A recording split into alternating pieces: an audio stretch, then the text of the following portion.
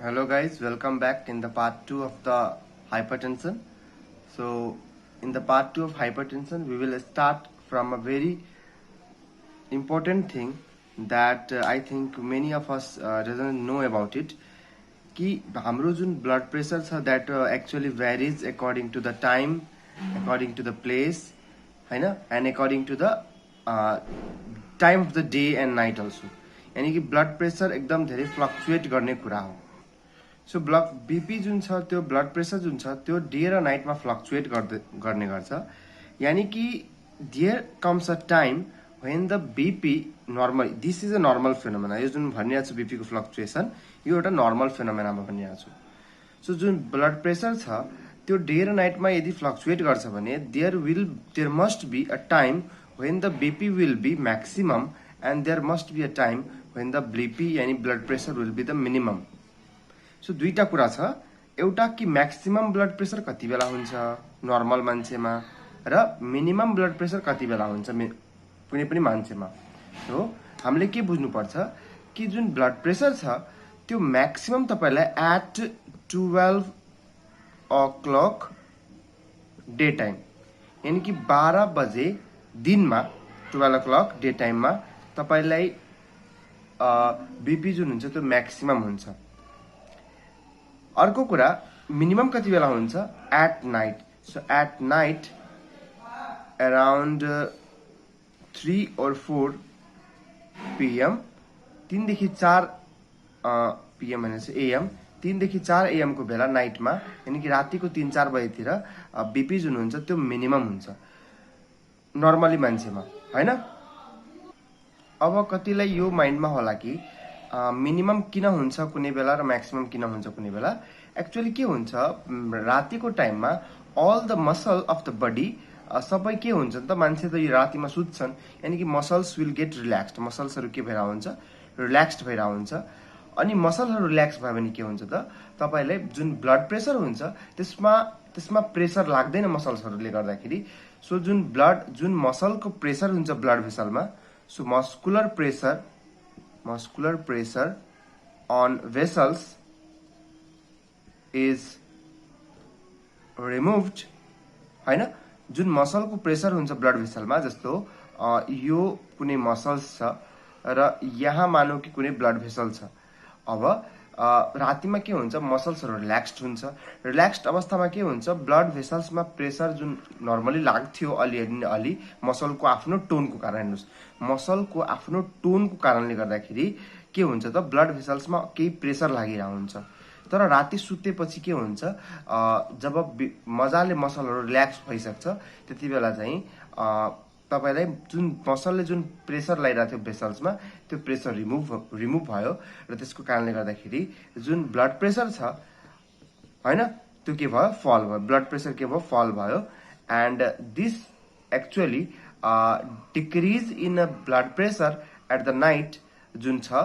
यसलाई हामी भन्छौं नक्टर्नल डिप के भन्छौं त नक्टर्नल डिप भन्छौं so what is nocturnal dip so nocturnal dip भनेको रातिको अवस्थामा 3-4 बजेतिर और 5-6 बजेतिर 4-5 बजेतिर यदि ब्लड प्रेसर घटिरहेछ भने हैन त्यसलाई हामी भन्छौं nocturnal dip and nocturnal dip is a normal phenomena nocturnal dip के हो त एउटा नर्मल फेनोमेना हो जुन कि एउटा नर्मल पर्सनमा देखिन्छ नक्टर्नल डिप ठीक छ एक्चुअली अब कतिको माइन्डमा यो लाग्यो होला कि एक्चुअली बीपी कति फल गर्छ त हैन मैले भने फल गर्छ और बढ्छ भने कति फल गर्छ और बढ्छ भनेपछि त rise can be 10 to 20% of the normal value or the fall also can be 10 to 20% of the normal value यानी कि rise होस् या fall होस् नर्मल भ्यालु भन्दा 10 देखि 20% फ्लक्चुएट गर्छ त्यो भन्दा बढी फ्लक्चुएट गर्दैन ठीक छ सो मेन यहाँ फन्डा के हो कुरा बुझ्नु पर्ने जुन एजेन्डा हाम्रो यहाँ मुद्दाको कुरा छ बुझ्नु पर्ने that is basically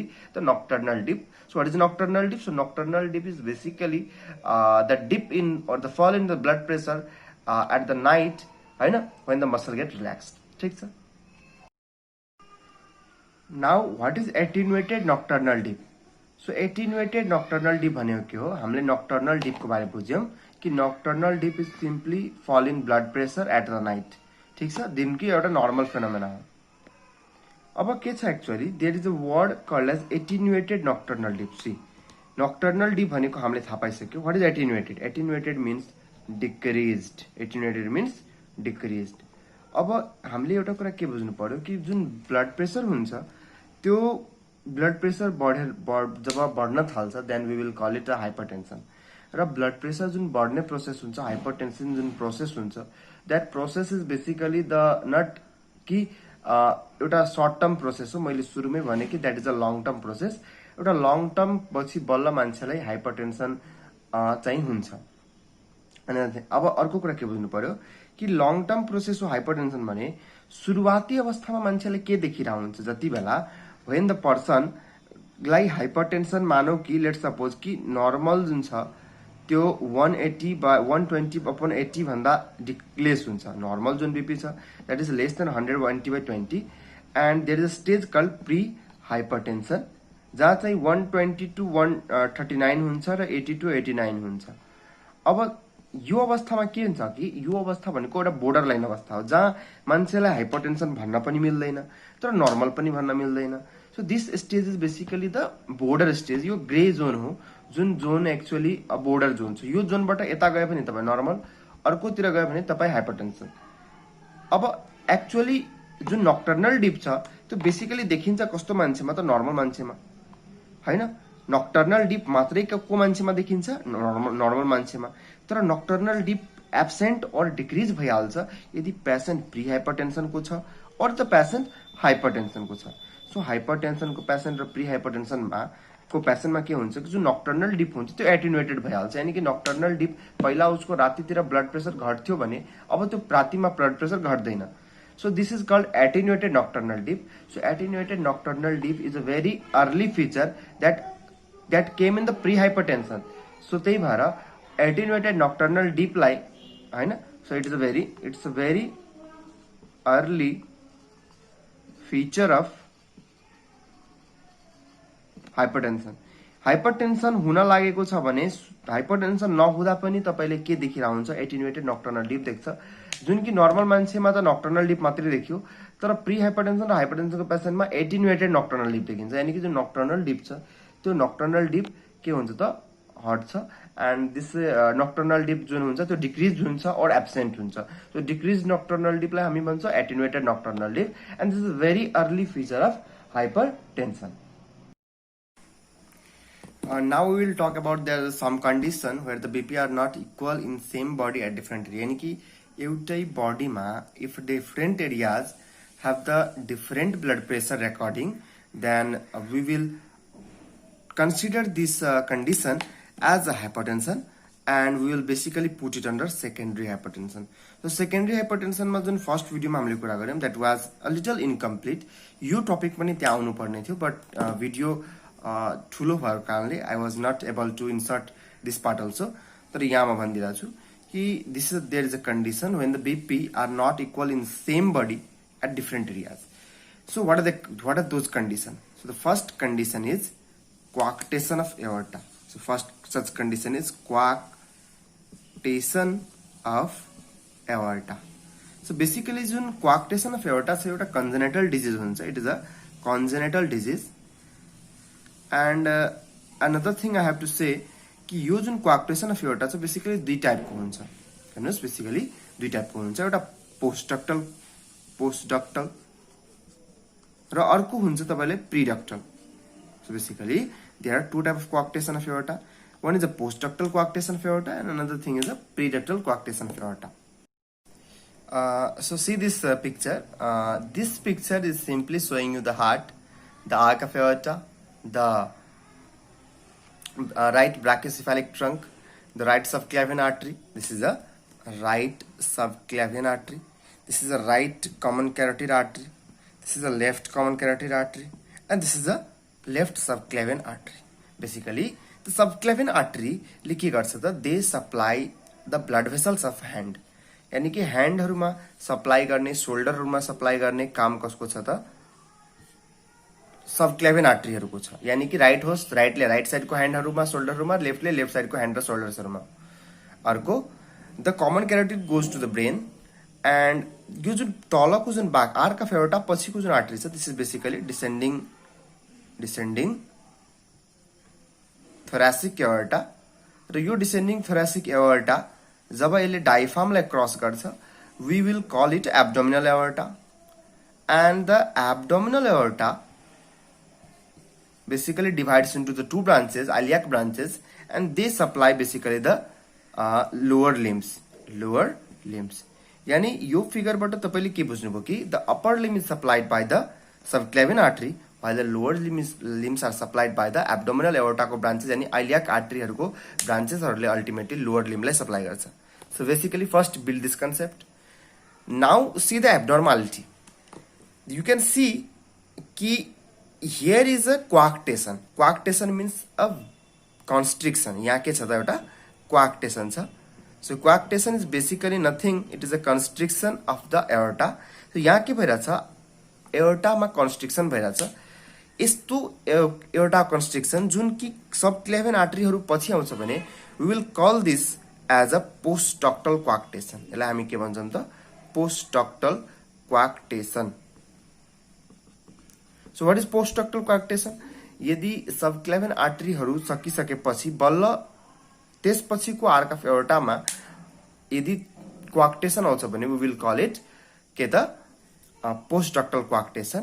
And postductal coarctation मा के होला त्यसो भए त अब हेर्नु त एक्चुअली ब्लड जुन यताबाट पम्प आउट भएर जुन सबै ठाउँमा जानु पर्ने थियो त्यो ब्लडहरु अब के हुन्छ त तलतिर राम्ररी यानी कि डिसेन्डिङ थोरासिक एओर्टा एब्डोमिनल एओर्टाहरुतिर राम्ररी जान सक्दैन as there is a presence of constriction. But ब्लडहरु अब बडी एक्युमुलेट भएर कहाँ बस्छ यही बीचको रिजनमा बस्छ. यानी कि यो जहाँ coarctation छ त्यो भन्दा यतातिर ब्लड फ्लो और ब्लडको जुन प्रेसर छ त्यो बढी हुन्छ किनभने ब्लडहरु तलतिर जान पाइरा छैन र तलतिर ब्लड प्रेसर डिक्रिज हुन्छ. त्यही भएर यो के हुन्छ कि पोस्टडक्टल coarctation को पेशेन्टमा लोअर लिम्समा यदि तपाईले बीपी लिनुभयो भने बीपी कम हुन्छ तर यही अप्पर लिम्समा लिनुभयो भने बीपी बढी हुन्छ. यानी ह्यान्डहरुमा बीपी बढी लेग्सहरुमा बीपी कम. कारण यही हो कि यो coarctation अफ एओर्टा कारण के भयो कि तलतिर ब्लड कम गइराछ त्यही भएर कम ब्लड प्रेसर छ र माथितिर ब्लड सबै एक्स्ट्रा भइराछ त्यही भएर बढी ब्लड प्रेसर छ. यहाँ के हुन्छ त पोस्टडक्टल कन्डिसनमा that is a upper limb has a upper लिम्बमा के छ त अप्पर लिम्बमा basically there is a high BP यानी कि ब्लड प्रेसर बढ्छ तर लोअर लिम्ब जुन छ लोअर लिम्बमा के हुन्छ there is a low BP. ठीक छ बीपी कम हुन्छ. कारण तपाईहरुले थाहा पाइसक्नुभयो कि हाई ब्लड प्रेसरमा बेसिकली coarctation को कारणले गर्दा coarctation कन्स्ट्रिक्सनले कारणले गर्दाखेरि बीपी माथि लिम्सहरुतिर बढी हुन्छ तलतिर त ब्लडै कम गइराछ त्यही भएर ब्लड कम हुन्छ. So this is also one of the condition जहाँ चाहिँ टु एरियाजमा हामीले बीपी लिए भने ह्यान्डमा लिए भने बढी तर लेगमा लिए भने कम यस्तो देखिन्छ. अब देयर आर सम कन्डिसन जहाँ के हुन्छ कि अहिले अगाडिको कन्डिसनमा हामीले के हेरेको थियौं कि लेग्समा ब्लड प्रेसर कम हुन्छ र आर्म्समा ब्लड प्रेसर बढी हुन्छ. तर अब जुन म कन्डिसन भनिरहेको छु जहाँ दुईटा आर्मकै बीचमा ब्लड प्रेसर फरक पर्छ यानी कि लेफ्ट आर्ममा अर्कै ब्लड प्रेसर र राइट आर्ममा अर्कै ब्लड प्रेसर. लेट्स सपोज यो कस्तो अवस्थामा हुन्छ there is one condition this is known as Takayasu arteritis. So एउटा कन्डिसन छ यसलाई भन्छ टाकायासु आर्टराइटिस. टाकायासु आर्टराइटिसमा के हुन्छ बेसिकली द कन्स्ट्रिक्सन और द कन्स्ट्रिक्सन इज प्रेजेन्ट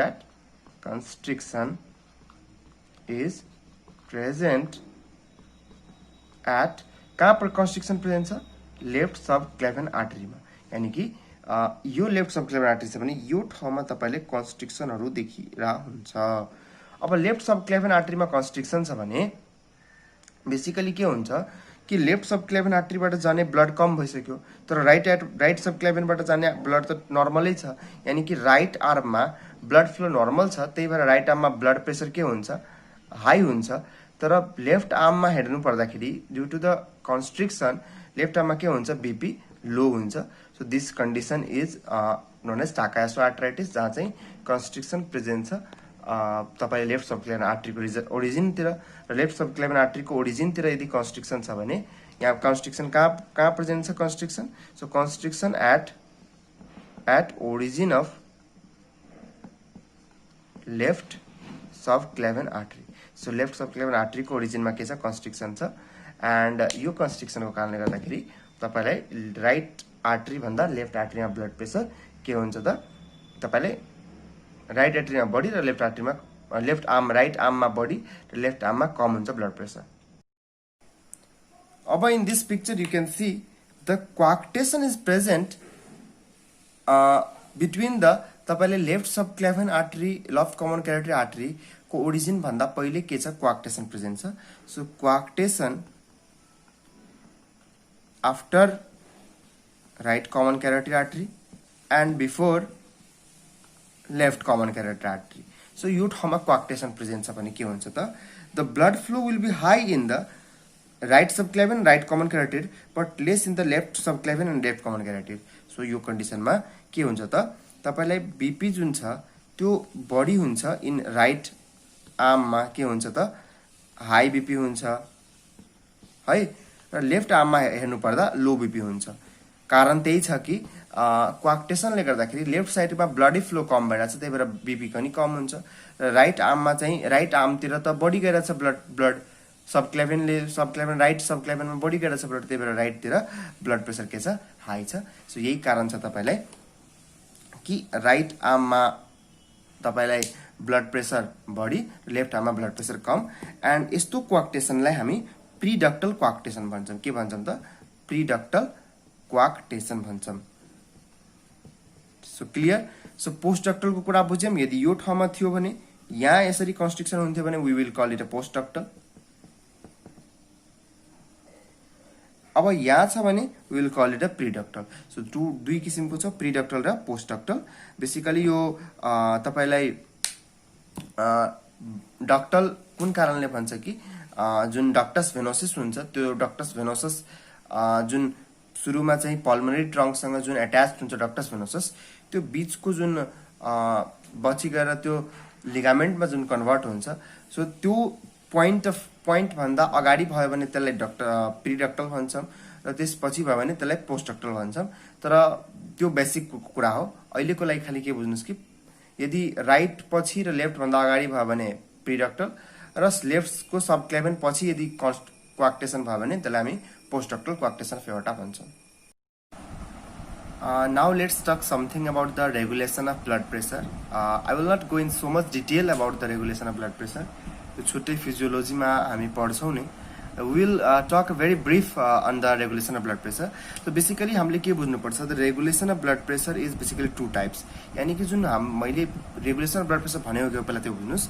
एक्चुअली जुन ब्लड प्रेसर छ मैले भने कि त्यो फ्लक्चुएट गर्छ डे नाइट एन्ड डिफरेन्ट कन्डिसन्सहरूमा फ्लक्चुएट गर्छ।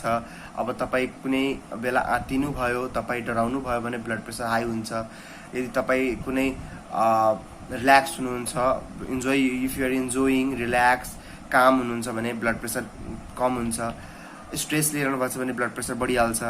फेरि रिल्याक्स हुनुहुन्छ ब्लड प्रेसर कम हुन्छ। यानी कि ब्लड प्रेसर एकदम धेरै फ्लक्चुएट गरिरहेछ। सो ब्लड प्रेसर तर हाम्रो जुन बडी छ और हाम्रो जुन बडी अर्गेन्सहरू छ they all need the constant blood supply. हेर्नुस् के हुन्छ कि बडी अर्गेन्सहरू जुन छ यसलाई चाहियो कन्स्टेन्ट ब्लड सप्लाई। यानी कि यो बडी अर्गेन्सहरूलाई फ्लक्चुएटिङ हेर्नु हाम्रो ब्लड प्रेसर मैले भने कि फल हुन्छ तर जुन बडी अर्गेन्समा जुन ब्लड जान्छ त्यो ब्लड जुन छ त्यो कन्स्टेन्ट हुनु पर्यो त्यो फ्लक्चुएट हुनु भएन। त कसरी ब्लड प्रेसर फ्लक्चुएट गरेर पनि बडी अर्गेन्सलाई तपाईलाई के गरेर हुन्छ त एउटा constant amount of blood supply गरेर हुन्छ त्यो कुरालाई नै हामी रेगुलेसन अफ ब्लड प्रेसर भन्छौँ।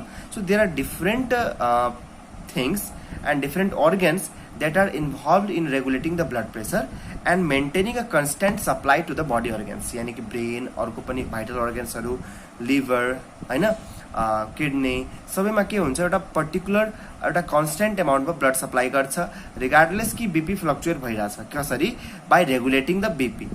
So BP regulation is one of the most important thing that the person कुनै पनि मान्छेमा हुन्छ हैन।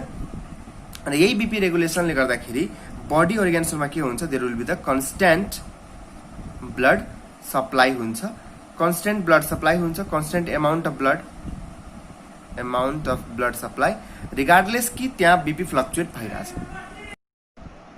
अब ब्लड प्रेसर रेगुलेसनको कुरा गर्नुपर्दा they are two type of blood pressure regulation. They are short term regulation and there is intermediate regulation, and the last but not the least is long term regulation.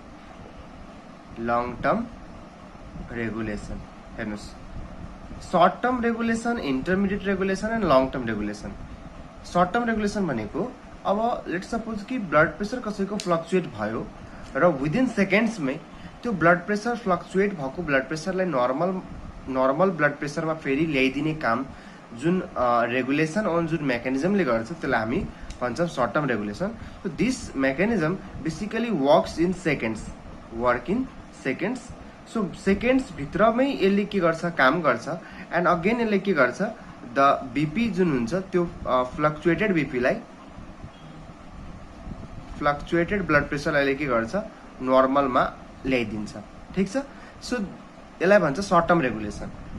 Intermediate regulation जुन छ act within minutes, यो मिनटभित्र काम गर्छ. यानि कि blood pressure fluctuate हुँदा यो चाहिँ सेकेन्ड्समा होइन, within minutes 2-4 minute 5 minute 10 minute पछि बल्ल यसले काम गर्न सुरु गर्छ होइन.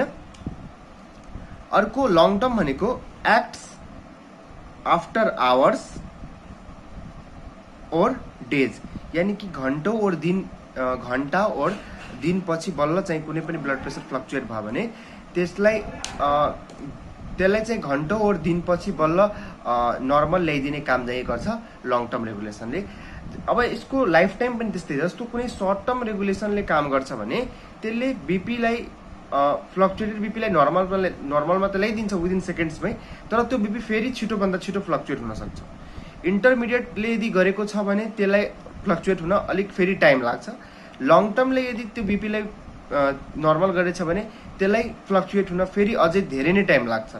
यानि कि सर्ट टर्मसम्म उसको स्पान पनि सर्ट टर्मै हो. मतलब कि के भयो कि कुनै पनि कुराको यदि सर्ट टर्म कुरा छ भने उसको जुन ड्युरेसन छ त्यो पनि सर्ट टर्मै हुन्छ. यानि कि उसले बीपी, कुनै मान्छेको बीपी फ्लक्चुएट हुँदाखेरि यानि बढ्दा घट्दाखेरि यसले जब काम गर्छ त्यो बीपीलाई नर्मलमा ल्याउनको लागि त्यो बीपी फेरि एबनर्मल हुन सक्छ और फ्लक्चुएट गर्न सक्छ धेरै चाँडो, एकदम फास्टमै फ्लक्चुएट गरिदिन सक्छ. यानि कि नर्मल ल्याइदिनु भयो, फेरि बीपी के भयो त फ्लक्चुएट भइसक्यो और इन्क्रिज और डिक्रिज भइसक्यो.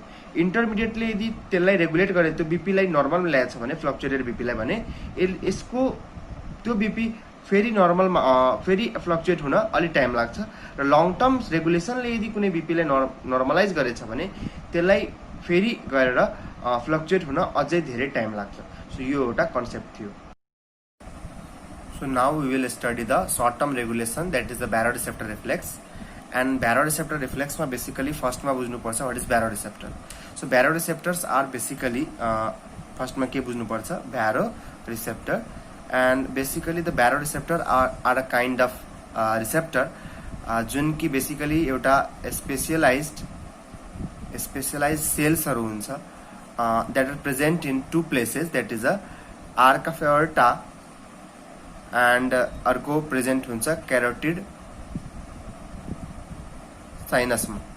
यानी कि आर्क अफ एओर्टा र क्यारोटिड साइनसमा there are specialized cells. Those cells are called baroreceptor. They can basically sense the blood pressure. यानी कि ब्लड प्रेसरको फ्लक्चुएसनलाई सेन्स गर्ने काम गर्छ baroreceptorले. So basically baroreceptor are basically के हो त, they are the mechanoreceptors. Mechanoreceptor भनेको they are basically stretch receptors. यानी कि जब पनि यो रिसेप्टर स्ट्रेच हुन्छ यानी कि तन्किन्छ और खुम्चिन्छ भने यो रिसेप्टर एक्टिभेट हुन्छ. यानी कि व्हेनेभर देयर इज स्ट्रेच और the constrict, then they get activated. So हेर्नुस् त, baroreceptor reflex बुझ्नको लागि सबभन्दा पहिला baroreceptor छ. baroreceptor स्पेशलाइज सेल्स जुन कि आर्क अफ एओर्टा पाइन्छ र क्यारोटिड साइनसमा पाइन्छ. आर्क अफ एओर्टा र क्यारोटिड साइनसमा जुन baroreceptor पाइरहेछ यो एक किसिमको सेल्सहरू हो. This cells are basically known as mechanoreceptors और स्ट्रेच रिसेप्टर्स. यो भनेको कति बेला काम गर्छ, यदि बीपीमा फ्लक्चुएट भइरहेछ भने त्यसलाई सेन्स गर्न सक्छ यो रिसेप्टरहरूले. र कुनै पनि कारणले गर्दाखेरि यो सेल्सहरू जब स्ट्रेच हुन्छ और यो रिसेप्टर जब स्ट्रेच हुन्छ और कन्स्ट्रिक्ट गर्छ यानी डाइलेट ओर कन्स्ट्रिक्ट गर्छ भने यो रिसेप्टर एक्टिभेट हुन्छ। अब यो पिक्चरमा हेर्नुस्, यो जुन तपाईले देखिरहनु भएको छ यो सबै के हो त? These are the baroreceptors. These are the basically the baroreceptors. So baroreceptor हेर्नुस् त, यो तपाईले यो जुन डट डट देखाइरहेको छु यो म ब्यारो रिसेप्टर देखाइरहेको छु हैन। अब के हुन्छ जब पनि ब्लड प्रेसर इन्क्रिज हुन्छ अर डिक्रिज हुन्छ, लेट्स सपोज कि बीपी इन्क्रिज भइरहेछ भने यो भेसल्सहरु डाइलेट हुन्छ। भेसल्स डाइलेट भयो भने मेकानिकल रिसेप्टर जुन छ त्यो स्ट्रेच हुन्छ। बीपी फल गर्यो भने यो भेसल्सहरु कन्स्ट्रिक्ट, यो भेसल्सहरुको बीपी फल गर्यो भने ब्लड कम छ भने सबै खुम्चिएर बस्छ, यानी कन्स्ट्रिक्टेड अवस्थामा भेसल्स बस्छ। त्यसले के गर्छ? रिसेप्टरहरुलाई पनि कन्स्ट्रिक्टेड पारेर राख्छ। र जे पनि हुँदाखेरि यदि स्ट्रेच हुँदाखेरि और कन्स्ट्रिक्ट हुँदाखेरि यो रिसेप्टर एक्चुअली एक्टिभेट हुन्छ। एन्ड यो रिसेप्टरसँग actually there are some nerves which are attached to this receptor. So यो रिसेप्टरहरुसँग के हुन्छ? केही नर्भ्सहरु यसरी अट्याच्ड हुन्छन् and these nerves basically send the impulse to the brain stem. So यो जुन नर्भहरु छ यो नर्भहरुले के गर्छ? यहाँ भएको जुन बीपी लाई सेन्स गरेर यसको इन्फर्मेसन कहाँ लगिदिन्छ त?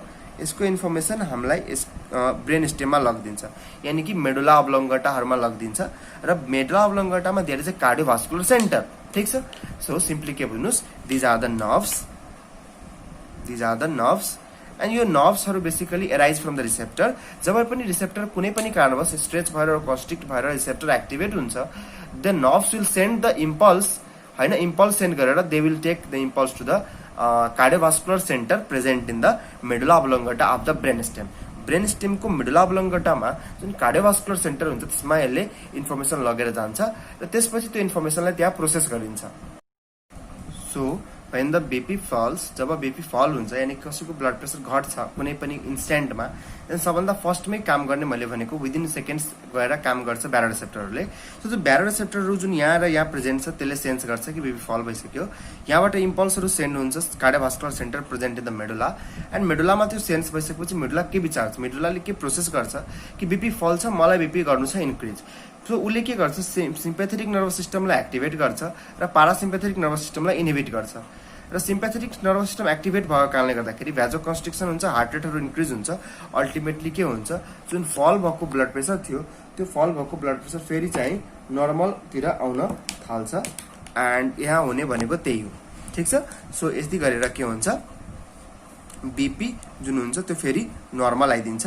सो यो थियो सर्ट टर्म रेगुलेसन कि यसरी चाहिँ बीपी कन्ट्रोल गरिरहेको हुन्छ कसले त? कार्डियोभास्कुलर सेन्टरले जब बीपी फल हुन्छ। यो कामहरु चाहिँ विदिन सेकेन्ड्स, यानी कि विदिन सेकेन्ड्समै यस्तो प्रोसेस उसले गरिदिन्छ। यही कारण छ कि उसले कन्स्टेन्ट ब्लड सप्लाई दिइरा हुन्छ कि बीपी एउटा पोइन्ट अफ टाइमको लागि कम भए पनि उसले फटाकबाट काम गरेर एकदम छिटोभन्दा छिटो एक्ट गरेर त्यो बीपीलाई नर्मलमा ल्याइदिन्छ। अब यसकै अपोजिट कन्डिसन बुझौँ जहाँ चाहिँ बीपी हाई छ। सो बीपी हाई भए पनि के हुन्छ? त्यो ब्यारो रिसेप्टरले सेन्स गर्छ, इम्पल्स मेडुलामा पठाउँछ। मेडुलामा पठाएपछि मेडुलाले के सोच्छ कि बीपी त हाई छ, मलाई गर्नु छ कम। त उसले के गर्छ? पारासिम्पेथेटिक एक्टिभेट गर्छ, सिम्पेथेटिकलाई इनहिबिट पारिदिन्छ। पारासिम्पेथेटिक एक्टिभेट हुने बित्तिकै त्यहाँ भ्याजोडाइलेसन हुन थाल्छ, हार्ट रेटहरू कम भइहाल्छ, यानी कि ब्राडिकार्डिया भइहाल्छ र ब्लड प्रेसर अल्टिमेटली नर्मलमा आइदिन्छ। So this was the short term regulation कि जहाँ हाई बीपी र लो बीपीलाई ब्यारो रिसेप्टर रिफ्लेक्सले गर्दाखेरि बीपीलाई के गर्छ? कन्ट्रोल गर्ने काम गर्छ। अब इन्टरमिडिएट सर्ट टर्म रेगुलेसन हामीले सिक्यौं कि बीपी फल हुने बित्तिकै विदिन सेकेन्ड्समा बीपीलाई नर्मलाइज गरिदिने काम गर्छ सर्ट टर्म रेगुलेसनले। भने बीपी फल हुने बित्तिकै त्यसलाई विदिन मिनट्समा नर्मलाइज हुने काम, यानी कि बीपी फल हुने बित्तिकै त्यसले काम गर्दैन, तर बीपी फिल भएको केही बेरपछि यसले काम गर्छ। यसलाई भन्छ intermediate regulation of blood pressure, जसले चाहिँ बीपी फल भएको विदिन मिनट्समा गएर काम गर्छ र यसले पनि बीपीलाई कम गर्न हेल्प गर्छ। So there are two things in the intermediate regulation of blood pressure हैन, जसमा के भने मैले एक्ट विदिन मिनट्समा काम गर्छ। र यसमा के हुन्छ? यसमा दुईटा कुरा हुन्छ, एउटा क्यापिलरी फ्लुइड शिफ्ट, अर्को स्ट्रेस रिल्याक्सेसन। सो हामी दुवैलाई डिटेलमा पढ्छौँ। सो क्यापिलरी फ्लुइड शिफ्टले के भन्छ कि लेट सपोज यो कुनै ब्लड भेसल छ, अब यो ठाउँबाट ब्लड फ्लो भइरहेछ र लेट सपोज कि ब्लड फ्लोको प्रेसर बढी छ। प्रेसर बढी हुन्छ भने के हुन्छ त?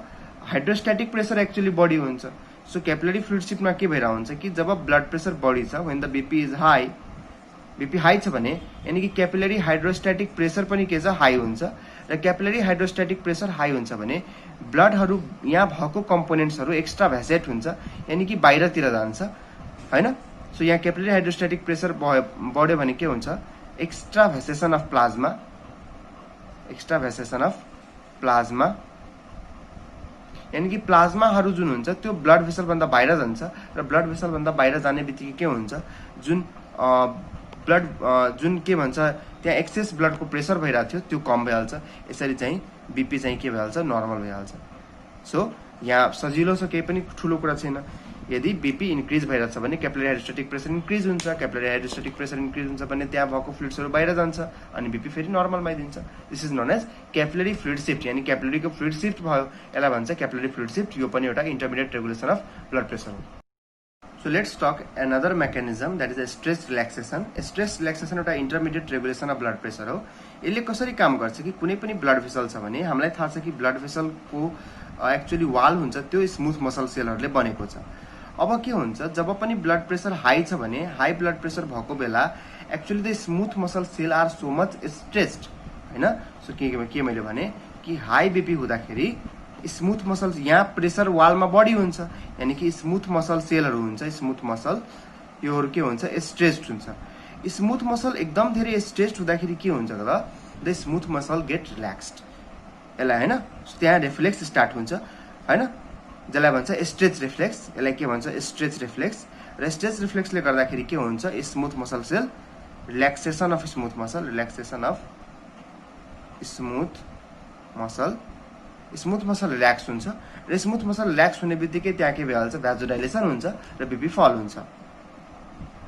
भ्याजोडाइलेसन यानी ब्लड भेसल डाइलेट गर्छ र बीपी जुन हुन्छ त्यो फल गर्छ र फल भएर अल्टिमेटली के भइदिन्छ त, नर्मल भइदिन्छ। सो जुन हाई बीपी थियो त्यो के भइदियो, नर्मल भइदियो। सो यसलाई भन्छ स्ट्रेस रिल्याक्सेसन मेकानिजम, जहाँ चाहिँ हाई ब्लड प्रेसर भएर जब smooth muscle cell so much stressed then stretch receptor get activated हैन। त्यहाँ स्मुथ मसल सेलहरूमा स्ट्रेच रिसेप्टर हुन्छ, स्ट्रेच रिसेप्टर एक्टिभेट भएपछि they will initiate the stretch reflex and त्यो स्ट्रेच रिफ्लेक्सले गर्दाखेरि रिल्याक्सेसन अफ स्मुथ मसल हुन्छ, भेजोडाइलेसन हुन्छ र बीपी फल हुन्छ। त्यसरी हाई बीपी चाहिँ फल हुन्छ। यो चाहिँ एउटा intermediate regulation of blood pressure हो जुन कि विदिन मिनट्समा काम गर्छ।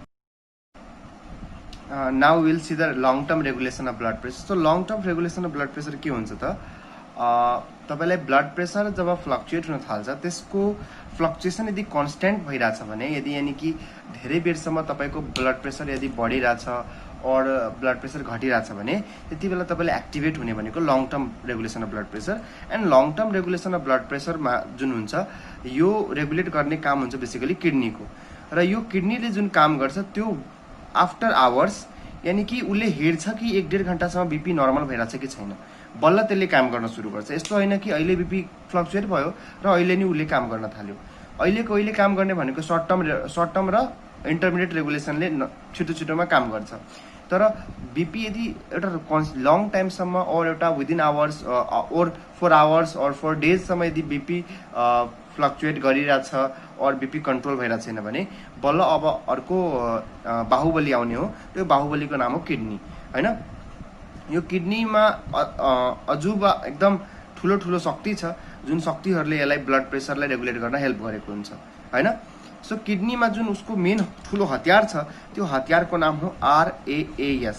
यो हतियार किडनीदेखि लिएर लङ्ससम्म गएर पुरै ब्रेन सबैमा गएर यसले काम गर्छ र यसले बीपीलाई एकदम ड्रास्टिकली लङ टाइमसम्मको लागि चेन्ज गर्न यसले क्षमता राख्छ।